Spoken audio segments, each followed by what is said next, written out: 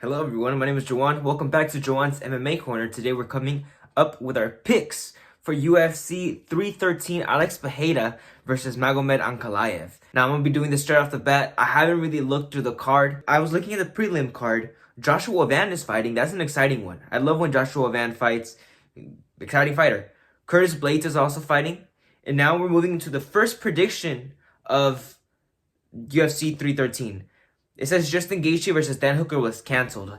Good thing it was canceled, because those guys would have killed each other for sure, bro. It would have been crazy. So first off, on the main card, my first pick, King Green versus Mauricio Rufy. I'm a big fan of Bobby Green, but, bro, Mauricio Rufy's on the next level. I saw him go Ultra Instinct in his last fight.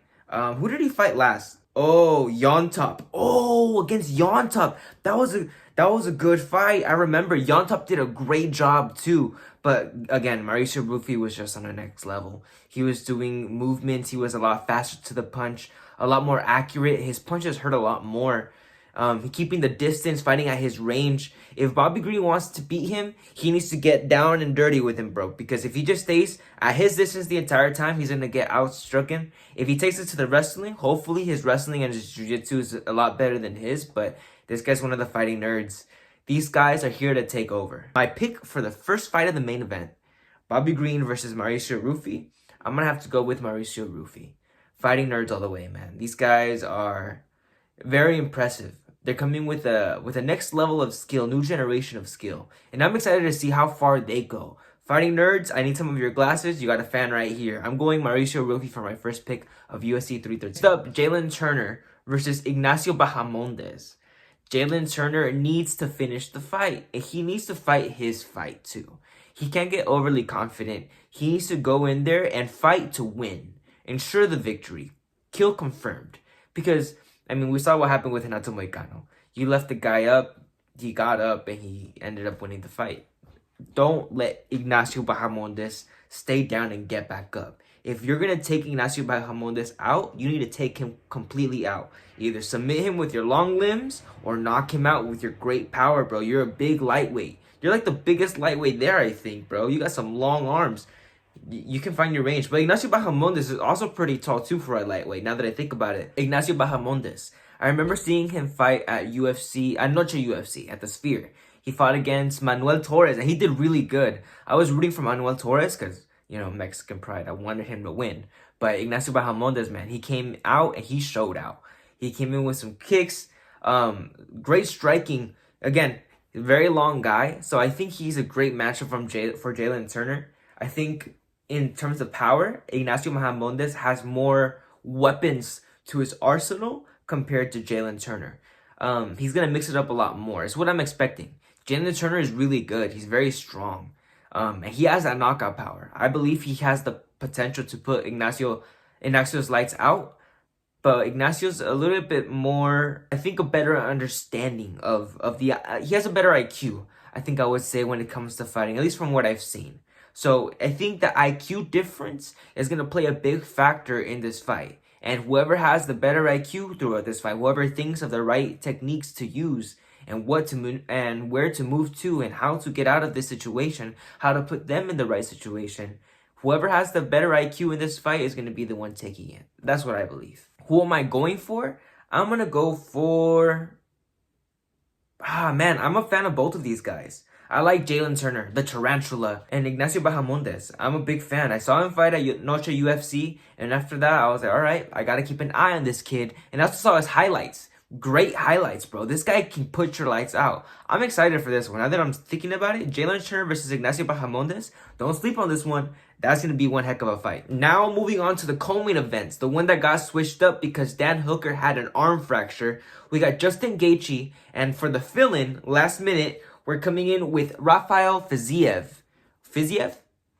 Fiziev? I don't know how to pronounce your last name, bro. I think it's Fiziev. I'm going to go with Fiziev. My mind is saying Fiziev, but I know it's Fiziev. I've heard them say Fiziev. Now, we've seen these two guys fight before, and Justin Gaethje found a lot of success when it came to the uppercuts. When I saw him throw that first uppercut, I saw him do it again, and I was like, yep, he found a secret. He's going to keep throwing that uppercut and that leg kick. Just get ready, pa. I was watching with my dad. And boom!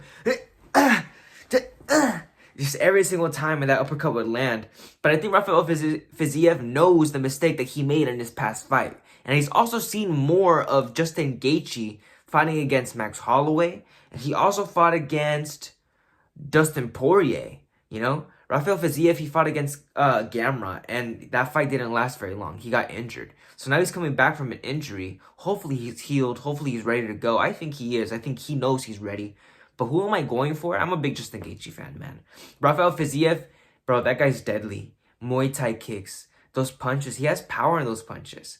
But if Justin Gaethje finds his rhythm, I think Justin Gaethje can get it done. And that guy can take a punch. We saw him make it all the way into the last round of a 5-round war against Max Holloway. He was taking a beating, bro. That nose got broken, and then boom, last second, knocked out. But he hung in there. Justin Gaethje goes in there either to win or to die, bro. And I think we all know this. Now, everyone was kind of let down that it's not Dan Hooker, but I see Rafael Fiziev in the same potential, bro. In this lightweight category, all these guys are dogs, man. All these guys go in there to freaking die or kill or be killed. You know, they're in there to win. And that's why I love the lightweight division so much. So I'm not sleeping on Rafael Fiziev at all. I think he's going to go in there with the same enthusiasm as Dan Hooker, the same heart as Dan Hooker. I think he's going to go in there and fight to the very end. I really have no predictions for how it's going to go.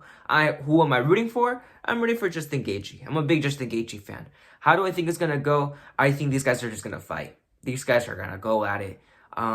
They're going to be learning and adapting in that octagon as we're watching the fight, learning from each other. So get ready to see anything. I can see Justin Gaethje getting knocked out. But I can also see Rafael Fiziev getting knocked out too. Or maybe not getting knocked out, but I could see him getting beaten. I could see Justin Gaethje beating Rafael Fiziev, but then getting hit by something. Getting rocked, getting tired. Yeah, I could see him getting rocked, and then that leads to the technical knockout of Justin Gaethje by Rafael Fiziev. I can see that happening. That's a tricky one, man. This is a hard one because they fought before, and that fight was back and forth until Rafael Fiziev was pretty messed up. You know, Justin Gaethje put a beating onto Rafael Fiziev that night. So how is this fight gonna go? Did Rafael Fiziev learn from his mistakes? I think so. I think he's coming in with a different arsenal, a different level compared to the last time that they fought. So what are the outcomes of this fight? Unpredictable. I don't know. Now, moving on to the main event of the night, UFC 313, Alex Pereira versus Magomed Ankalaev. Now, I have a little bit of a bone to pick with Magomed Ankalaev. I think he's a little crybaby sometimes. When he had that tie against Jan Blachowicz, I would have given it a tie. These guys weren't showing out like they wanted to become the champion. You know, like they didn't look like they were trying to play the part. You know, so I could see how they can get a draw. And then also against Johnny Walker, like, what was that, bro? That fight was so weird. That event was so weird. I don't know. It's just a bad history with Magomed Ankalaev. But I know how good he is. Great wrestling, great striking, knockout power, very fast. He has the potential. I think he has been champion before, no? I think he has been champion. But he has the potential to become champion again. But the guy he's going against isn't somebody so easy to win. When the odds are against him, this is the guy who goes and proves people wrong. Alex Pereira, man. This guy came in out of nowhere. He was summoned by Israel Adesanya, and he went and taught Israel Adesanya his lesson. Why'd you call me? Why'd you awaken the beast? Now Alex Pereira is here, and he's going to be undefeatable. The only thing is, he's going against a wrestler from Dagestan. You know that these Dagestani fighters know how to wrestle. Anybody from Dagestan with all beard and no mustache, you know that they wrestle. So against Alex Pereira, this kickboxer who's been fighting in the stand-up game this entire time, how is it going to go? I don't know. Magomed Ankalaev also said that he's not going to be shooting for takedowns, that he's going to be striking, and that on Ramadan, I don't know if this is true or not, but I saw this post and it was like, that he said that during Ramadan it is sin to lie, and he said that he's not going to be shooting takedowns during this fight for Ramadan. Now and also during this week for Ramadan, or like during this week of fasting, or this week of fight week, he's actually eating, he's breaking his fast. So I'm like, damn, this is important to him. He needs to win this fight. If he's breaking his religion for this, like, I mean, these people, they take their religion very, very seriously. So he needs to be on his A game because he knows that Alex Pereira's coming with something different, man. This guy is slaying people left and right and making it look pretty easy. The beating that he put on Roundtree, the beating that he put on Jamal Hill. If Magomed Ankalaev wants to win against Alex Pereira, he needs to be shooting for takedowns. I know that you said you want to be on the stand-up, that you want to knock him out, but this is a master in the stand-up game, bro. He's gonna find his shots, and now you guys have let him survive all the way to the point for him to learn how to wrestle, for him to know how to do jiu-jitsu, for him to know how to grapple. You guys gave him time to build himself as a champion. Because you know that when you become a champion, you gain a little bit of extra power. Now, that little bit of extra power, putting that into your training and knocking people out in your fights. And also coming back and training, because he already knows how to do the striking. He already knows how to do all that. Now he's just focusing on jiu-jitsu and grappling and wrestling, bro. Like, you guys let the beast eat. You guys let him eat, and now it's your guys' fault. So, Magomed Ankalaev, you're not going to have it easy, bro. And I don't think Alex Pereira's going to have it easy either. I think once he gets that first takedown done on him, he's going to find himself in a different fight. I think he's very comfortable, or he thinks that he's going to be comfortable. But when you're getting wrestled by a Dagestani light heavyweight, good luck, man. I think Magomed Ankalaev has a great arsenal. I think he has a good skill set. And if it comes to the striking, I think he can go toe-to-toe against Alex Pereira. But Alex Pereira is very deadly. And his shots all hurt, man. Those jabs look like they're stone hands. Shama. They are stone fucking hands, man. I hear them. When he was hitting Roundtree in the face, I'm like, no, that's something different. He's got something in his bones. This is something, I don't know. Stone bones. Yeah, Alex Pereira hits hard. And his striking is like no other that we've seen in the UFC. This guy is taking people out. I think if it stays in the striking, I have to stick with Alex Pereira. He's been showing people that if it stays there, he's gonna finish it. But no one has taken it to the floor. So if Magomed Ankalaev manages a way to take it to the floor, and I think he can because of his wrestling. If Alex Pereira can defend the wrestling, then he's good. He'll defend the wrestling, get off of me, and I'll finish you. Boom.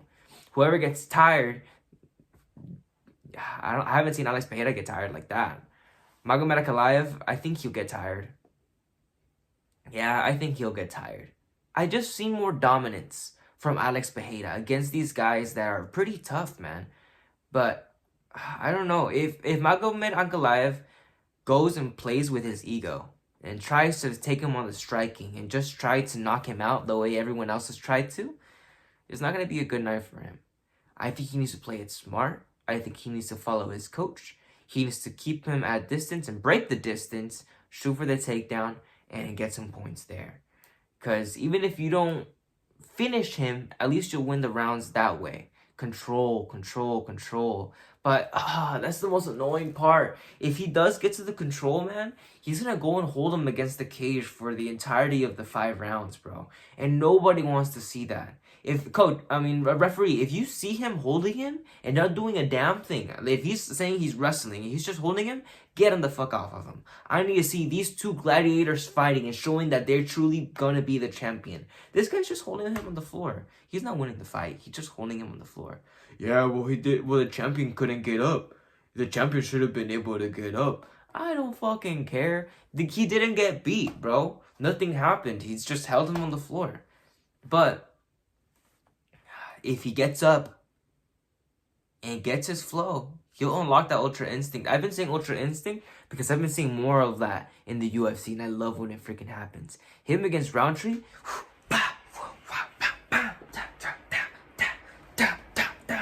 he was fighting every single shot, weaving, dodging every shot, moving his head. He wasn't getting hit, man. And I think he's going to find that in himself again in this fight.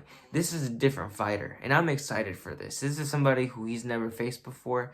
This is somebody who is going to show him something different compared to these other fighters. So who am I going for? Shama. I'm going for Alex Pereira. Shama.